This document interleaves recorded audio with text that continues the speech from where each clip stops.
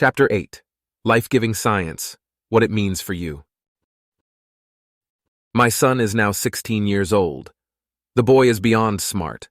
I'm quite sure he's way beyond genius. It was never my intention to cultivate this particular aspect of his existence. I was happy simply to have my own and only child, however he or she would turn out. Nor does it particularly matter to me now that he's in line for valedictorian, has a vast knowledge of computers, technology, international finance, geopolitics, and other subjects he's grown interested in entirely on his own. Did I do anything wrong or immoral? I don't think so. Anonymous mother of a Nobel sperm bank baby. The classic solution to infertility is to find someone else to be fertile with. Since antiquity, inability to sire or bear a child has been a major cause of divorce, adultery, and polygamy. In the Bible, Abraham's barren wife, Sarah, urges him to marry Hagar to continue his family line. Henry VIII changed the religion of England because his wife couldn't give him a son, and the Pope wouldn't give him an annulment. Despite its pedigree, the classic solution to infertility leaves much to be desired. For the fertile, it is a bad solution. You have to sacrifice your partner to become a parent. For the infertile, it is no solution at all. The breakup leaves you not just childless, but alone. Luckily, there is now a better way. New life-giving technology allows many of us to beat infertility. Millions have children, and millions are alive today, because scientists figured out how to improve on Mother Nature. When Apple first announced the iPhone, the world was thrilled. My colleague Russ Roberts named it the most beautiful toy yet, and enthused, "Apple hits a home run. No, a grand slam. Actually, a 5-run homer, the kind you're not supposed to try to hit." 2 months after the iPhone's release, however, users were out for blood. Apple's crime, cutting the price by $200. This is how we normally greet progress. An exciting honeymoon, followed by constant ingratitude. For reproductive progress, strangely, our reactions reverse. We skip the honeymoon, but gradually learn to love it. New advances initially horrify both public and pundits. The public shakes its head. Pundits split hairs to prove that the latest technology is an unprecedented affront to human dignity. Governments often answer their repugnance with regulation and bans. Yet before long, entrepreneurs dig a bunch of loopholes, and a new market blossoms. A decade or two later, public and pundits forget they ever objected. Yet consumers of the once repugnant services feel grateful every time their miracle children blow out the candles on another birthday cake. Critics often belittle the users of new reproductive technology as narcissistic or selfish. But why is a person who turns to science any more selfish than someone who gets pregnant the old-fashioned way? Still, the critics accidentally make a useful point. Selfishly speaking, reproductive technology makes it easier to get the children we want. Kids who would have been too costly to have in 1950 are often a good deal today. Technological progress is another selfish reason to have more kids. When I hail these benefits for parents, critics often accuse me of moral blindness. How can I neglect the welfare of the children created by artificial means? But I'm not neglecting children's welfare. I just find it painfully obvious that being alive is good for them. While we can imagine lives so awful that they aren't worth living, being a miracle baby is hardly hell on earth. Yes, the child of assisted reproductive technology probably carries a little extra emotional baggage. When single women conceive via artificial insemination, their children often wonder why they don't have a dad. When children born from donor eggs grow up, some yearn to find their biological mothers. Still, these drawbacks are dwarfed by the gift of life. Who would seriously say, "I was raised by a single mom. I wish I was never born," or, "Unless I find my real dad, my life won't be worth living"? In Jurassic Park, Jeff Goldblum's character protests the resurrection of the dinosaurs. The project is arrogant and reckless. Your scientists were so preoccupied with whether or not they could, they didn't stop to think if they should. When we hear about new reproductive technology, most of us share his unease. I say that instead of assuming the worst, we should take Goldblum's advice literally. Let's find out what science can do for parents, then stop to think how we should respond. using technology to get more kids. In the United States, one cycle of in vitro fertilization costs about $12,000, and that's when the mother uses her own egg and carries her own baby. It sounds expensive, yet it's infinitely cheaper than it used to be. In 1970, in vitro was beyond the reach of billionaires, for the technology did not exist. The surprising lesson is that innovation reduces the true price of babies by turning what money can't buy into what money can buy. The smart response is to check whether the price has fallen far enough to make another kid a good deal for you. For some technologies, like fertility drugs, weighing costs and benefits is simple. Do they improve your chances of conception enough to outweigh the effort and expense? The pros and cons of other technologies, however, are more complex, so let's take a quick tour of what's available now and what's next. If the help you seek is outside your price range, don't despair. The world gets better all the time. Most of the products we take for granted, meat, cars, air conditioning, computers, cell phones, you name it, were once luxuries. In 10 years, you too might enjoy the reproductive choices that the rich already take for granted. Artificial insemination, AI. Doctors have used AI to overcome male fertility problems for over a century. In 1987, the Office of Technology Assessment estimated that thanks to AI, 65,000 babies, 35,000 from their mother's husband's sperm, the rest from donor sperm, were born in the United States during the previous 12 months. The government hasn't collected numbers since, but there are two big reasons to think that so-called baster babies are more common than ever. First, medical norms against selling AI to unmarried women and lesbians are all but dead. Second, the out-of-pocket cost dropped from about $1,000 in 1987 to $400 today. Counting inflation, that's almost 80% less. The obvious selfish benefit of AI, it helps men overcome biological obstacles to fatherhood. If their sperm is viable but has trouble reaching the egg, AI makes conception much more likely. The subtler selfish benefit, it helps women overcome social obstacles to motherhood. Women married to infertile men don't have to resort to divorce or adultery. Unmarried women don't have to find a suitable father. Lesbians don't have to find a man at all. If any of these conditions were deal breakers for you, AI is a compelling reason to sign your name on the dotted line.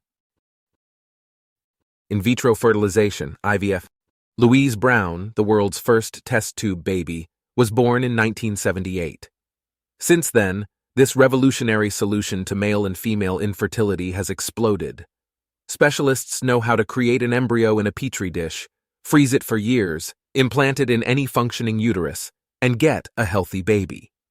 According to the latest report from the Centers for Disease Control, the number of babies born in the United States using IVF and similar techniques rose from about 21,000 in 1996 to almost 55,000 in 2006. During this decade, success rates per cycle steadily rose from 22% to 30%. For about twice the regular price, some clinics give money-back guarantees. If you don't get a baby, you don't pay.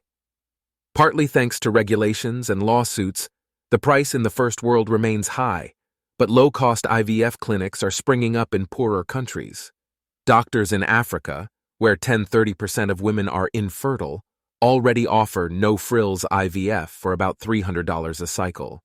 Biologically, IVF is much more versatile than AI.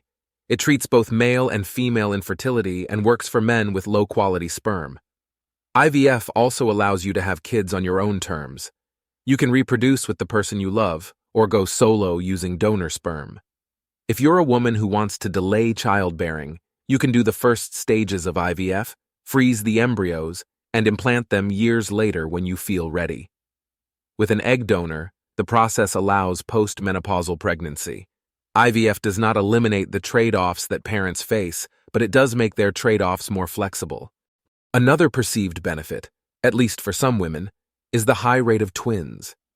If you implant more than one embryo, you stand a good chance of completing your family with a single pregnancy. The downside is that multiples are less healthy due to prematurity and low birth weight. Octomom. Nadia Suleiman's heaviest baby weighed 3 pounds, 1 ounce. Her last octuplet to come home spent almost 3 months in the hospital. And statistically speaking, the Suleimans were lucky. Multiples have much higher infant mortality rates than singletons, 5 times higher for twins, 10 times higher for triplets, 18 times higher for quads. As a father of twins, I feel like I dodged a bullet. Yet the numbers aren't as bad as they sound. A twin born today is about as safe as the average baby born in 1950. A quadruplet born today is over 50% safer than the average baby born in 1900. When Alfred Cowrie, a doctor at a high-risk maternity ward, warns, "If nature thought it was appropriate for Homo sapiens to have litters, nature would not have selected against it," he lacks historical perspective.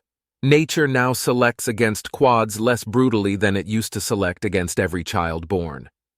In any case, IVF is moving away from octomoms. Parents are responding to higher success rates by implanting fewer embryos. Between 1996 and 2006, the fraction of successful cycles that ended in triplets or more fell from 7% to 2%.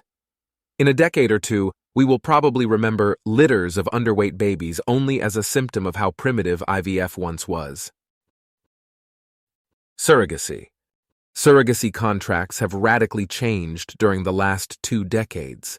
The original idea was for a fertile man and his infertile partner to hire another woman to impregnate using AI.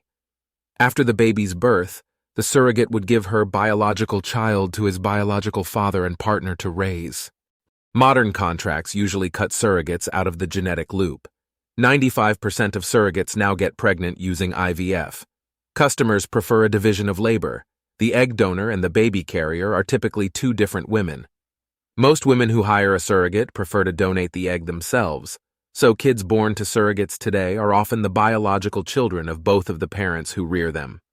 If you're lucky, a relative, friend, or random benefactor will agree to carry your baby for free. If you're not so lucky, or don't want to impose, you'll need a commercial surrogate. They're pretty expensive. In the United States, the all-inclusive cost of a surrogate pregnancy, IVF, the surrogate's fee, medical expenses, miscellaneous, is about $75,000. If you already plan to use IVF, the upcharge for a surrogate is about $20,000. Sticker shock is understandable, but you don't have to pay cash. If you were hiring a contractor, you'd probably borrow against your home. You might finance your surrogate pregnancy the same way. Surrogates aren't for everyone, but it is in your own best interest to weigh the option with an open mind. After warming up to the idea of surrogacy, one naturally wonders, is there a cheaper way? Yes, it's called fertility tourism. The booming economy of India has quickly become the market leader. Quality is high, and prices are roughly 1/3 the US level. The all-inclusive surrogacy package that costs $75,000 in the United States runs you about $20,000 in India. As fertility tourism evolves, and more low-income countries enter the market, deals will probably keep getting better. There are plenty of good reasons not to outsource your pregnancy to India, but don't let guilt keep you away. By Indian standards, surrogates are very well paid. Your patronage gives them, and their children, a far better life. A profile of a typical surrogate in Delhi. Separated from her husband, she found that her monthly wages of 2,800 rupees, about $69 as a midwife, were not enough to raise her 9-year-old son. With the money she earned from the first surrogacy, more than $13,600, she bought a house. She expects to pay for her son's education with what she earns for the second, about $8,600. "I will save the money for my child's future," she said. Third world poverty is heartbreaking, but use your head. Fertility tourists are part of the solution, not the problem. Selfishly speaking, surrogacy is more than another fertility treatment. It's practically magic. Women no longer have to choose between pregnancy and childlessness, and while many women treasure their pregnancies, the experience definitely gets mixed reviews. If you love kids but dread pregnancy, surrogacy is a historic opportunity to painlessly create life. Artificial wombs? Fertility tourism has a bright future for the next couple of decades. But how many surrogates will be on the market after countries like India join the developed world? In 50 years, perhaps our daughters will tell our granddaughters, "Back in my day, we outsourced our pregnancies to India." And the granddaughters will impatiently reply, "Mom, outsourcing just isn't affordable anymore." Surrogacy is an amazing advance, but it merely redistributes pregnancy. The long-term solution for women who see pregnancy as a burden is the creation and mass production of artificial wombs. Science fiction? Imagine people's skepticism in 1950 if you told them that they would see the day when one woman would give birth to another's child. Artificial womb research remains a tiny field, but early experiments are promising. In the late 90s, Japanese researchers managed to keep premature goat fetuses alive for weeks in an artificial womb. Much more impressive results came a few years later, when Hung-Ching Liu, director of Cornell University's Reproductive Endocrine Laboratory, successfully implanted human embryos in an artificial womb. Embryos grew for up to 10 days. Then Liu pulled the plug on the experiment to comply with federal regulations. Next, she switched to mouse embryos and almost got one to term. Law and outrage have made it hard to extend Liu's research, but science has repeatedly overcome law and outrage before. The artificial womb probably won't make it any easier for you to have another child, but might make it easier for you to have another grandchild. Stay tuned. Using technology to get different kids. Mother after mother said the same thing to me. She had picked the repository because it was the only place that let her select what she wanted. David Plotz's The Genius Factory, The Curious History of the Nobel Prize Sperm Bank. The great paradox of parenting is that we yearn to change the people we unconditionally love. Accepting our kids as they are is easier said than done. Deep down, most of us prefer to unconditionally love a certain kind of child. I'd love my sons even if they were jocks, but I want them to be nerds like me. Today's typical parents cope by trying to remold the kid they've got into the kid they want. Yet, twin and adoption research leaves little hope for this orthodox approach. If you want to change your kids, you'd better start before conception. The low-tech method is as old as humanity itself: mate selection. Choose a partner who has the traits you want to see in your kids. Heredity is no guarantee, but it's a mighty force of nature. Alas, this mighty force is sometimes your enemy. What if you've got a genetic disease that you don't want to pass on? Heredity is also unreliable. Your child can inherit Tay-Sachs or sickle cell anemia even if you and your partner show no symptoms. Or what if you long for a baby girl? Sex ratio doesn't run in families, so picking a partner with lots of sisters and no brothers won't change your chances. For most of human history, we had to play the genetic lottery or remain childless. Yet in recent decades, scientists have discovered new ways to rig the lottery in our favor. As they learn how to give us children, they also learn how to give us children with or without specific traits. These high-tech advances are another selfish reason to have more children. If you're not quite ready to take your chances on one more kid, a little extra control over the type of kid you get should change your mind. Once again, it's tempting to object, never mind the parents. What about the welfare of the children? But trait selection is better for kids, too. Compatibility is a two-way street. When parents get kids they really want, kids get parents who really want them. More important, trait selection reassures parents, which leads them to be more generous with the gift of life. Parents who want this control might seem depraved, but don't be so quick to condemn them. If it's okay to rig the genetic lottery by marrying Mr. Right, why is it wrong to rig the genetic lottery by visiting Dr. No? If it's okay to refuse to have any children, why is it wrong to refuse to have children of a certain kind? In practice, people object most stridently to the idea of trait selection.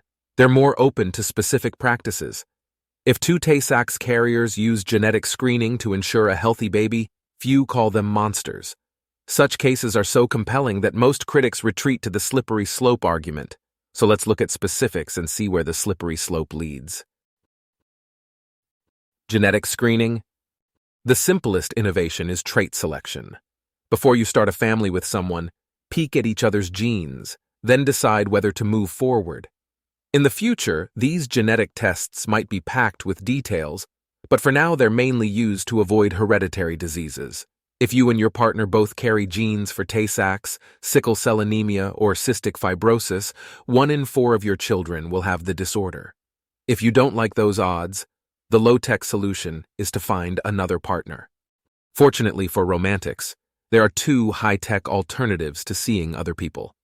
The first is prenatal testing. Get pregnant, then test the fetus. The disturbing drawback is that when prenatal tests detect a problem, abortion is usually the only recourse. The second alternative is pre-implantation genetic diagnosis. As long as you're already using IVF, doctors can look at your embryo's genes before they decide which, if any, embryos to implant.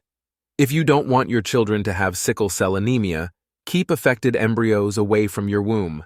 The same goes for gender. If you want a girl, implant only female embryos. For parents, the selfish advantages of high-tech genetic screening are plain. No one wants their children to be born with a terminal illness. The thought is enough to scare high-risk parents into childlessness. Technological reassurance makes parents better off and entices them to create life that otherwise would not have seen the light of day. Artificial insemination and egg donation. Mate selection is the classic way to get the kids you want, but has one big limitation. The people with the traits you want your kids to have might not want to have kids with you. Donor sperm and eggs vastly expand your options. Only a handful of women can marry Nobel Prize winners, but in the 80s and 90s, Robert Graham's Nobel Sperm Bank made it possible for any fertile woman to bear their children. His bank closed in 1999, but the vibrant industry Graham inspired now lets every woman pick a well-educated, healthy, handsome father for her children. The out-of-pocket cost is barely worth mentioning. The Fairfax Cryobank will inseminate you for $355 with a $100 upcharge for PhD sperm. If you want the donor's personality test results, you pay another $19. For a childhood picture, add $16. Donor eggs are far more expensive. If you use a traditional agency, expect to pay your egg donor $5,000, $10,000. In the eyes of these agencies, anything more is unethical. Other firms scoff at this informal price ceiling. Elite donors' wealthy clients typically pay 10 times as much. As I write, they're offering $75,000 for a very attractive donor of proven intelligence, ideally an Ivy League graduate, though $1,350 on your SATs keeps you in the running. Sperm and egg markets aren't on the radar of most fertile couples. They want kids with each other, not impressive strangers. If you're already open to sperm or egg donation, however, the bustling marketplace has much to offer. While you probably can't afford to give your kids your ideal biological mother, you can already give them your ideal biological father for the price of an iPhone. Sperm sortation. Several moms I know don't want another kid because, their words, it might be a boy. While they'd like a daughter, they dread the prospect of another wild son rampaging through the house. As a boy, I could take offense, but I'd rather introduce moms to an easy, affordable way to get what they want: sperm sortation. Sperm sortation is AI with a twist. Before implantation, doctors use a process called flow cytometry to segregate boy sperm and girl sperm. If you want a boy, sperm sortation boosts your odds to 75%. If you want a girl, to 90%. Compared to IVF, it's cheap, about $3,000 per cycle at top U.S. clinics. If you don't care about your child's gender, save your money. But if you dream of playing football with your son or shopping for a wedding dress with your daughter, sperm sortation is an affordable way to make your dream much more likely to come true. Genetic engineering, GE. Twin and adoption studies show that genes affect almost every item on the parental wish list. Specialists can already look at embryos' genes in order to decide which ones to implant. Only one last obstacle stands between us and so-called designer babies, figuring out which genes matter for each wish. Solid answers may be decades away, but human genetic engineering requires no more scientific breakthroughs, just persistence. The first customers will be wealthy eccentrics, but in a few decades, GE will be affordable and normal. Without strict government prohibition, I predict that our descendants will be amazingly smart, healthy, and accomplished. Most people find my prediction frightening. Some paint GE as a pointless arms race. It's individually tempting, but society is better off without it. Others object that GE would increase inequality. The rich will buy alpha babies, and the rest of us will be stuck with betas. But there's something fishy about these complaints.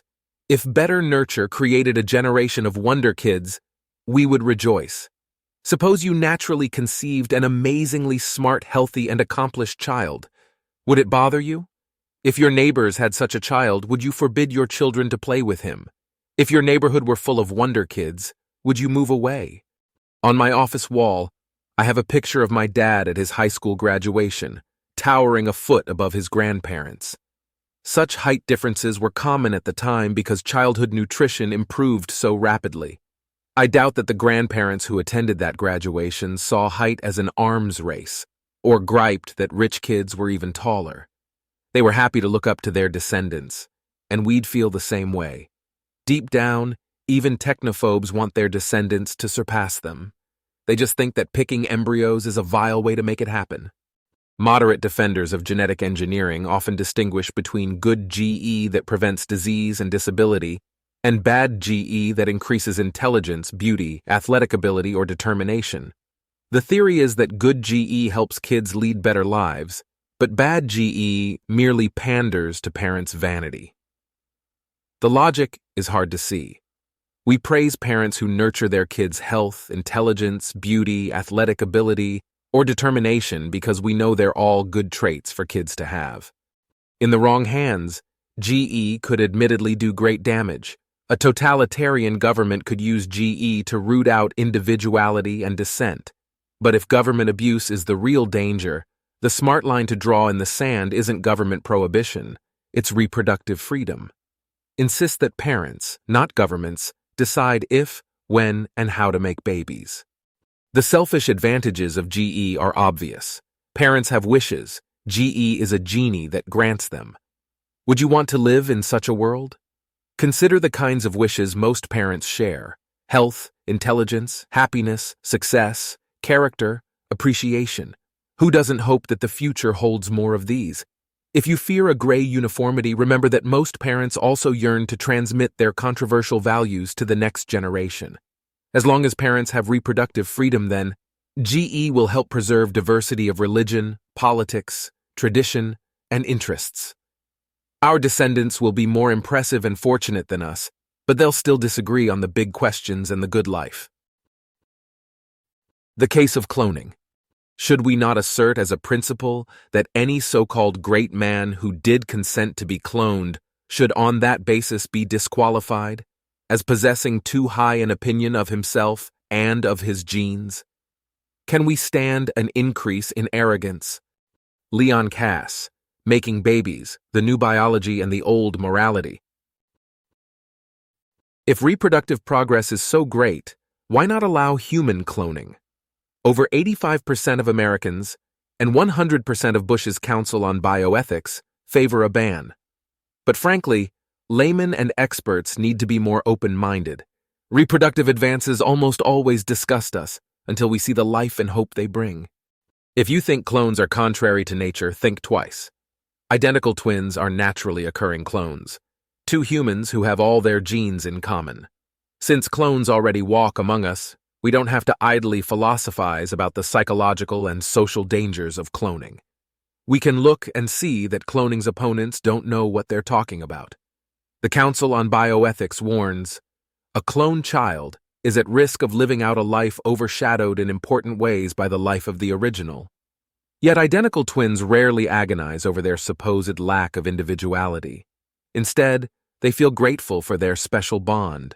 When people ask how my identical twin sons get along, I answer, I've never seen anything like it. They are literally brotherly. Unlike most opponents of cloning, at least the Council on Bioethics tries to explain why cloning is worse than twinning. Identical twins are born together before either one has developed and shown what his or her potential, natural or otherwise, may be. Each is largely free of the burden of measuring up to or even knowing in advance the genetic traits of the other. But a clone is a genetic near copy of a person who is already living or has already lived. Everything about the predecessor will appear before the expectant eyes of the cloned person, always with at least the nagging concern that there, notwithstanding the grace of God, go I. Even if this were true, life with a mild inferiority complex remains much better than no life at all.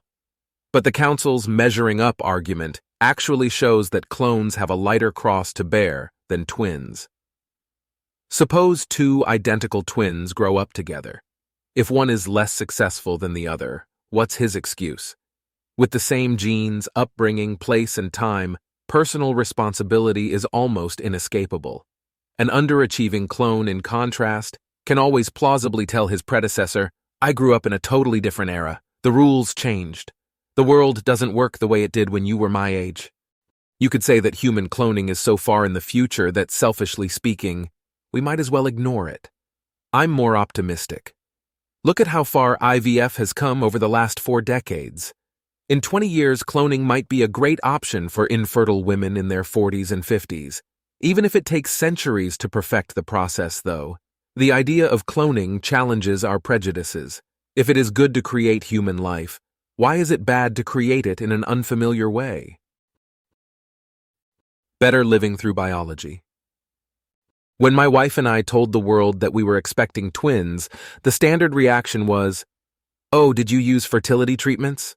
Total strangers weren't afraid to ask. I was surprised, but took no offense. The nosy questions helped me appreciate the full value of applied reproductive science. It has given life to millions of children and children to millions of parents, and undermined the age-old stigma of infertility in its spare time. We can't yet make everyone fertile or every child healthy, but we're getting there. You'd think the whole world would be celebrating the triumphs of life-giving science and adding, "The best is yet to come." We're not. People whose lives have been touched by advances in reproductive technology are grateful, but bystanders keep looking the gift horse in the mouth. It's touching to see new parents holding a miracle baby in their arms, but what about the broader consequences? What about the welfare of the children, the threat to our humanity, the exploitation of surrogates, the commodification of life? But the broader consequences of scientific progress do not take away from its glory. They add to it. Here is the quick and dirty case for past, present, and future advances in reproductive technology. 1. It is good to exist. The clearest beneficiary of any life-giving technology is the child himself, who will almost certainly be glad to be alive. Aren't you? Miracle babies have no reason to love their lives any less. 2. Trade is mutually beneficial. Sperm donors, egg donors, and surrogates are not victims. They are consenting adults who help others for a mixture of meaning and profit, just like doctors, teachers, engineers, and chefs. Low-income donors and surrogates aren't exploited. By their standards, they have great jobs that let them build better lives for themselves and their families. 3. Third parties gain too. In the long run, higher population makes us richer, not poorer. In the words of Julian Simon, human minds are the ultimate resource. Progress depends on new ideas, and new ideas come from people. Yes, it's conceivable that a baby will grow up to be the next Hitler. The very existence of civilization shows, however, that the average baby grows up to be a creator, not a destroyer. Like Jeff Goldblum in Jurassic Park, the opponents of reproductive technology are quick to call others arrogant and reckless. They should look in the mirror. Their stubborn search for dark linings in every silver cloud reeks of arrogance. Who are they to grumble against technologies to which millions of families owe their children and millions of children owe their lives? But the opponents' intolerance is even worse than their pessimism.